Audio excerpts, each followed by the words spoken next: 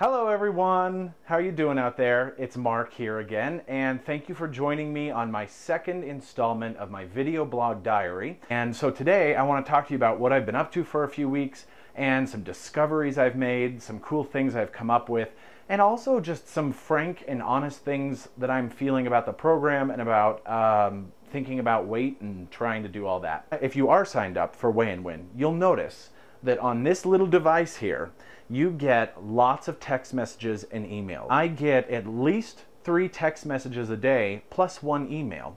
And at first I was like, oh my God, how am I supposed to factor all this in? I felt really overwhelmed and I felt like they were throwing a lot at me. And I thought, I can't make all these changes. And then I decided, you know what? This is a good thing because I don't have to take everything they send me, and I don't have to take every piece of advice that's out there about losing weight and all the things you should do to be healthy, because there's too much and it's overwhelming. But what it does remind me is every day it reminds me that I'm on the journey.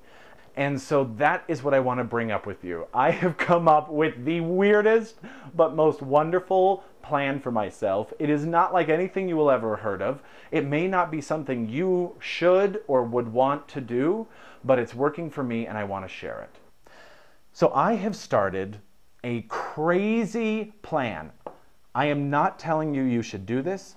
I am not a registered dietitian. I am none of these things. I am not recommending it. I am sharing my journey. But here's what I'm doing. So I talked to some people, some nutritionists, some spiritual teachers about this issue. And one of the vegetables that came up as incredibly nutritious, incredibly cleansing, particularly to the digestive system, and very low in calories was, dun, dun, dun, dun, the beautiful green cabbage. And so I have decided, and I've been doing this for 3 weeks now, I decided I will eat one third